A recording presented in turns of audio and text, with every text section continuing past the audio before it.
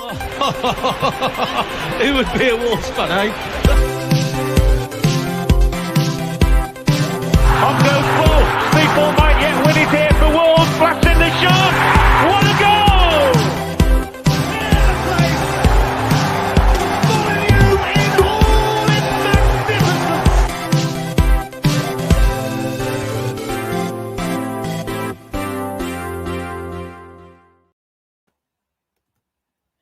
Hi everybody and welcome to your latest GTA Fancast with me, Gully. Now normally, obviously I'll be reviewing the latest fixture, but due to the circumstances surrounding the Wolves managerial position based on the fact that Bruno Lage is no longer in situ at Wolverhampton Wanderers, I have actually gone away and had a look at what could be our new manager. I've decided to actually not have a look at the usual suspects that we've been linked with, the likes of Julian Lopetegui, Pedro Martins, Ruben Amorim, just because I think it's worth pointing out that there's a world away from Jorge Mendes and his cabal of players, staff, managers as well. And whilst it might be the case that we do end up going down that familiar route, I think it is worth just considering that there's a whole network of people out there that are worth consideration and worth looking into as potential managers, because there's so much talent out there, as proven by the likes of Brighton, like Brentford, of plucking certain managers from relative obscurity and them going on to do really, really successful things at those clubs. But I've got 5 managers I've picked out from across Europe and also one from South America. Running from left to right there on your screen, we've got Kettle Knutson from Bodo Glimt, Marcelo Gallardo from River Plate, Frank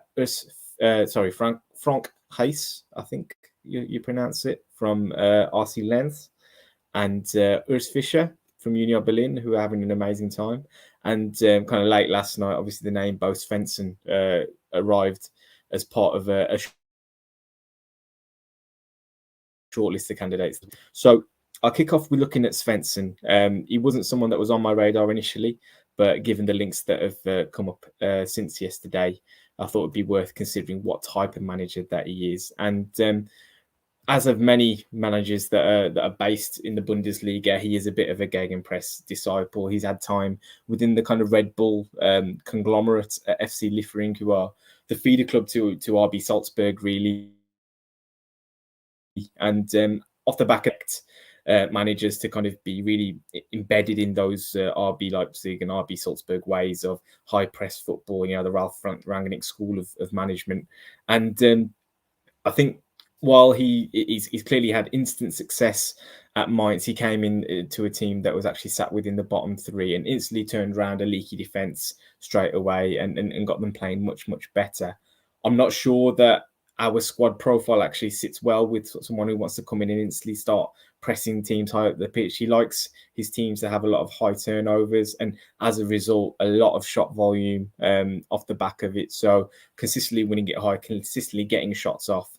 What he would say is that, if we wanted someone to come in and implement their ideas very quickly, perhaps based on the evidence that happened at Mainz, someone like Svensson is a good option.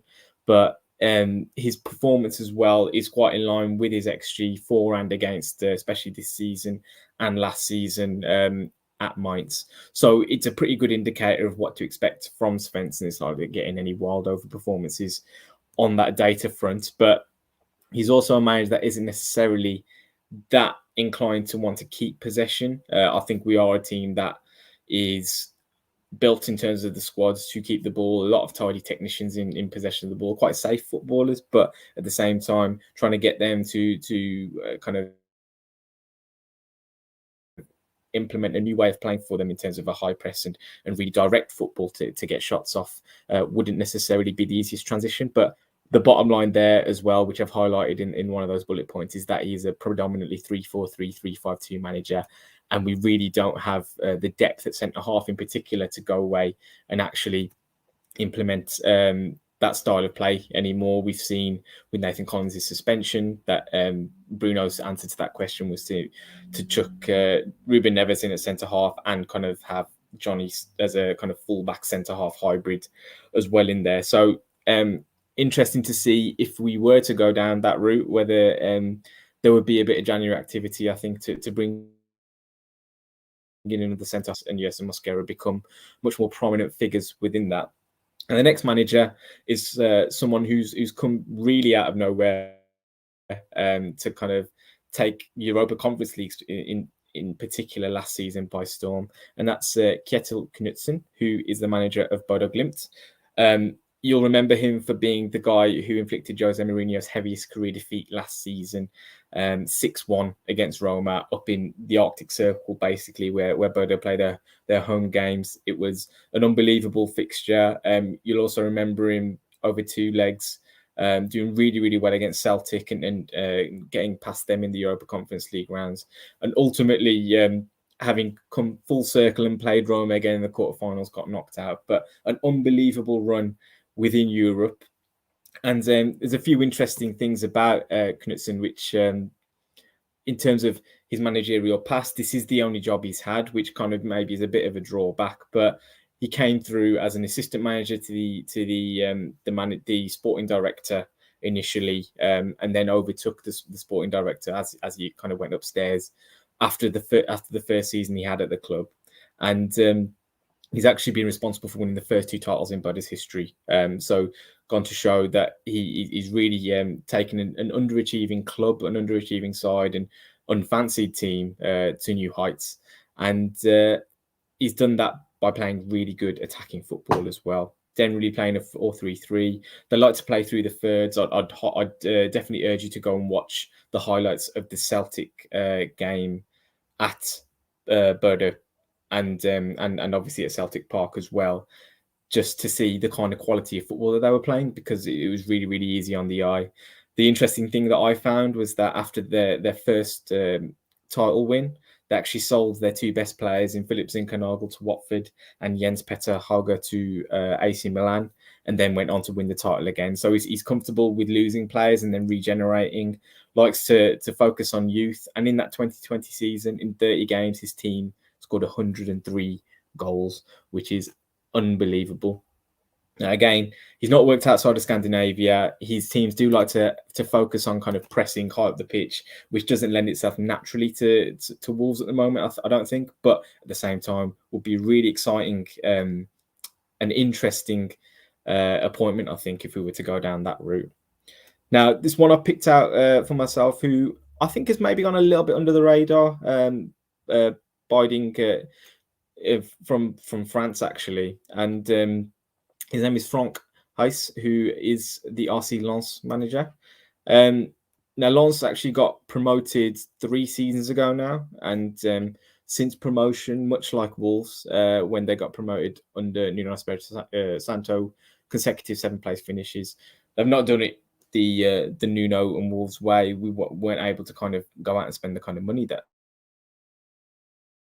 Wolves, to show that he's able to bring in talent, utilize it, and move it on as well, much like Knutson. So if you look at the likes of Shekhtar Kure, who's moved on to Crystal Palace in the last year, Arnaud Kolomoendo was a young player who was on loan from PSG, who's actually moved on as well now, and he's managed to consistently keep up the ability of the team to actually perform at a good level. Jonathan Klaus was one of the kind of stars of the Lens team last season. Worked his way into the French setup as well, has now moved on to Marseille, but he from right wing back was a massive part of Franck Heis's team in doing well. He really insists on his wing backs being very productive. On the other side, he's got Przemysław Frankowski, who's doing well on the left flank. And again, slight drawback being that he does play a 3-4-3, but that ability to have those 3 centre halves, as we know, can be a good way to alleviate pressure and play out from the back. And his defenders, Kevin Danso and Medina, 2 of the top 10 in Liga at the moment. Medina is the one who kind of tends to pass his way out of the back, and Jonathan Gradit, who is the one that carries it really from the other side, with Kevin Danso sat in between the 2 of them. Another one who has only managed one team and never outside of France, as he worked either. So potential for a bit of a risk there, obviously, without having worked in a different environment. But again, another good young manager who's clearly got a lot of potential. Now we're going to go over to South America now for the next candidate, and that's Marcelo Gallardo. Slightly different type of manager. He's actually been quite a long-serving manager compared to probably most on the planet. Really, he's been manager at River Plate since 2014, which in the modern day era, it really is a long time to be kind of taking charge of a single club. And maybe there's a question mark there over whether teams have come in for him or not, or whether there have been doubts over his actual abilities. But he has been name checked by Guardiola as a coach with real potential, and he showed in their latest title win that the team was miles ahead of everybody else in the league on XG, on XGA, on progressive carries, progressive passes as well. Just totally obliterated the Argentinian league, and really kind of played a lot of attacking football within that as well. He obviously had Julian Alvarez, who's gone on to start really well at Manchester City with a real goal threat. Enzo Fernandez, that we know really, really well because of our reported links with him in the summer, which came close to fruition, but unfortunately he ended up going to Benfica and he started well there as well. But the interesting thing for me about Gallardo is he's not really wedded to a particular system. He plays 3 at the back sometimes, he plays a 4 at the back sometimes, keeps teams guessing, often plays quite a narrow midfield as well, and plays with the diamond. But I'd be curious to see how that would kind of play out at Wolves as well. But the only slight question mark I had was that in his 8 years at the club, he has only won the 1 league title. Now, obviously, we know River, Boca, the 2 main clubs within Argentina that would kind of be fighting it out for the top prize. He has won the Copa Libertadores as well, which is another fiercely contested continental competition, which shows his kind of credentials as winning titles, which can only be a good thing.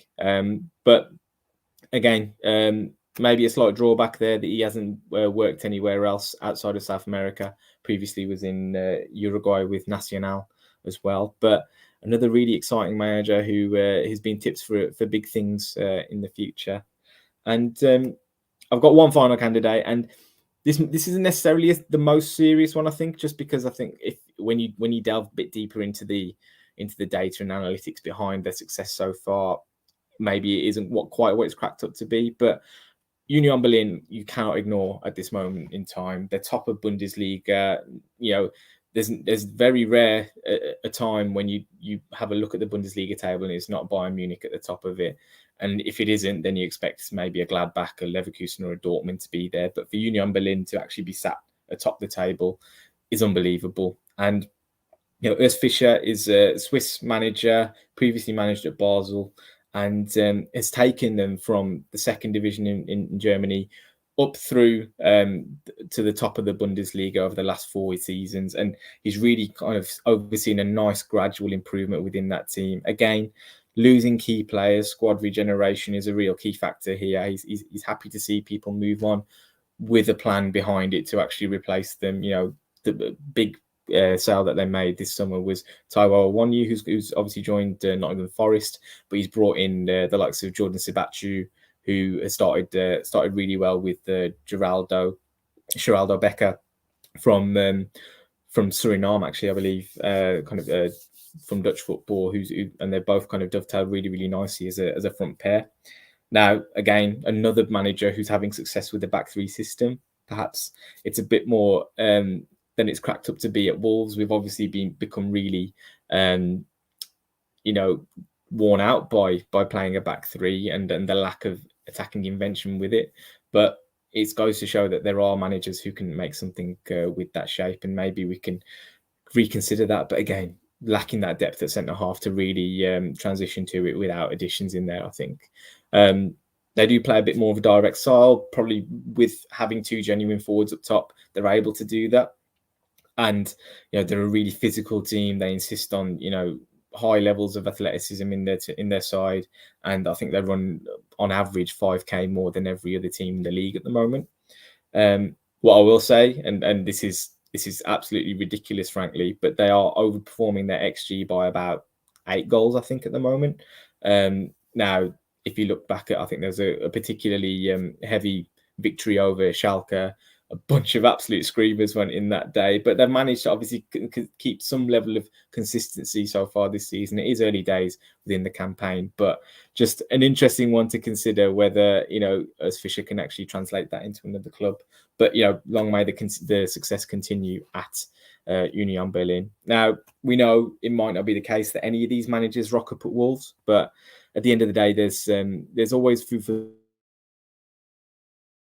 thought when you the other names that are about in European football, just because we are in bed with Jorge Mendes as it is, doesn't mean we have to go back down that route. It didn't quite work with Bruno Lage. Obviously it did with Nuno, but it kind of narrows down that pool of talent to such an extent that we could be missing a trick in a number of areas. Now, Bo Svensson could be a promising one, as has been mentioned, but the likelihood is at the moment it seems that Julian Lopetegui is going to be the front runner at this point. But maybe some food for thought, like I say, for the Molyneux board to actually consider something slightly left field, and we'll wait and see. And it's quite an exciting time, to be honest, now to hopefully get us back on track and get us scoring some goals again.